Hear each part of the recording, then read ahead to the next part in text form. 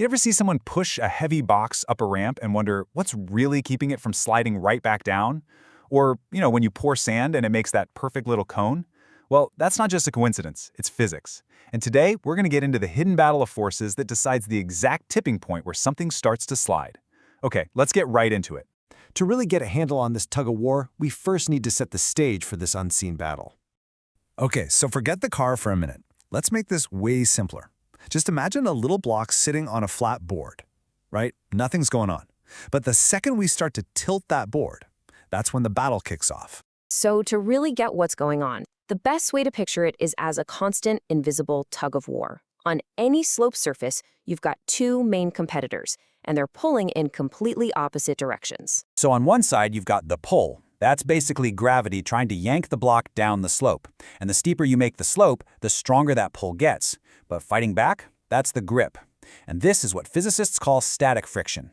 Its entire job is to just dig in and push back against the pull, keeping everything exactly where it is.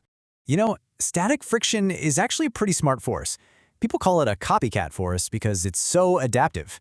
Think about it. If gravity pulls downhill with, say, 5 newtons of force, static friction just perfectly matches it, pushing back with 5 newtons. The forces are completely balanced and the block doesn't move an inch. It's a perfect stalemate, but it won't last forever. Right, because that stalemate can't go on forever. Every force has a limit, a breaking point. So what happens when we finally push past it? And this tipping point, it actually has a name. In physics, it's called the angle of repose. It's that one precise angle where gravity finally wins the tug-of-war. The moment that limit is broken and the object starts to slide, everything changes. The game is completely different. We're not dealing with static friction anymore. Now we're in the world of kinetic friction. You can think of it as the moving force. Here's the bottom line, the simple rule of the game. If the angle of your ramp is less than that critical angle of repose, friction wins. The box stays put, end of story. But the very instant you tilt that ramp just a fraction of a degree more than the angle of repose, it's game over. Friction loses the tug-of-war, gravity takes over, and that box starts to slide. Okay, so you've got static friction, right? That's the super strong, stubborn grip that keeps things from moving in the first place. But once that object is already sliding, a totally different and weaker force takes over. And that's called kinetic friction. It's still putting up a fight, but it just doesn't have the same muscle as static friction. This quote just nails it. We've all been there, right? Trying to move a super heavy sofa. That initial shove is the hardest part.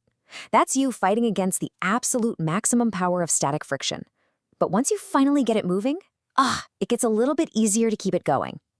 That's because you're now only fighting against kinetic friction, which is actually weaker than that initial stubborn grip. And what this all really boils down to is a simple idea you've probably felt your whole life. It's always harder to start pushing something heavy than it is to keep it going. That first push, overcoming that static friction, that's the biggest hurdle, for sure. And this leads us to the big question, right? The whole reason we're here. At what exact angle is that block going to give up and start to slide? It's not enough to just say when it's steep. Nope, we're looking for the precise mathematical answer. And there it is. That's the big reveal. The coefficient of static friction, μs, is simply the tangent of that maximum angle. That is it. All those forces, all that balancing, it all boils down to this one beautiful, simple relationship. The stickiness between two surfaces is literally just the tangent of the angle where they start to slip. Now, this isn't just some abstract thing you find in a physics textbook. This special angle has a name, and believe me, it shows up all over the place in the real world. That maximum angle, our theta, is officially called the angle of repose. It's defined as the steepest possible angle that a material can be piled up before it just collapses under its own weight. And this is exactly what's happening with our sandcastles. When you pour stuff like sand, or grain, or even gravel, it naturally forms a cone. And the angle of that cone, that is the angle of repose. It's determined entirely by the friction between all those tiny individual grains. This is cool physics for sure, but it's so much more than just a textbook problem. This single, simple idea is literally built into the world all around us.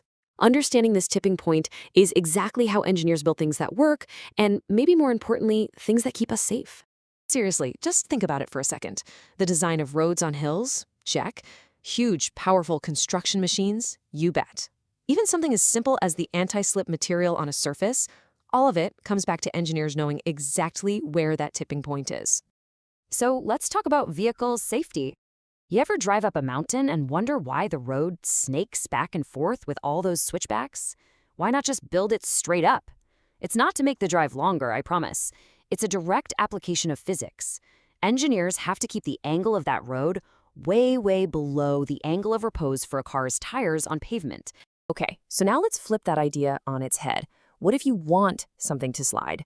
Well, meet the dump truck. This machine is basically an angle of repose calculator on wheels. Its entire job is to intentionally overcome static friction, but to do it exactly when it's told. The whole process is just so brilliant. First, the bed is filled with gravel. When it's flat, friction's winning, no problem.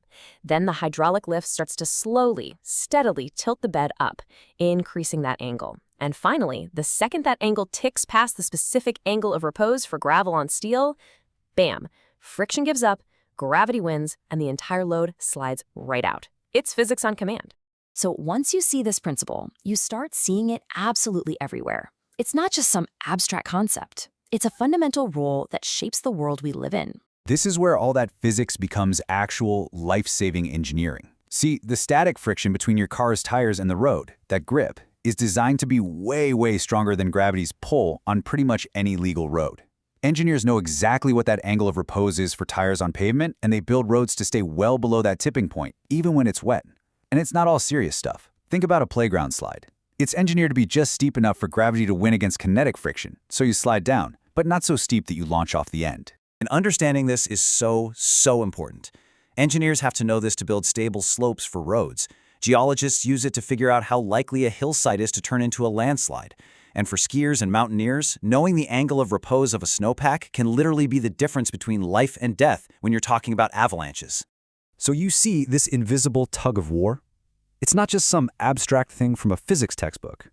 It is a critical, fundamental principle that engineers use every single day to build safety into the world all around us, from the roads we drive on to the playgrounds our kids play on. And that really wraps it up. So next time you're out and about, look around and think about it. What other invisible forces, what other unseen tugs of war are quietly working to keep you and your world safe?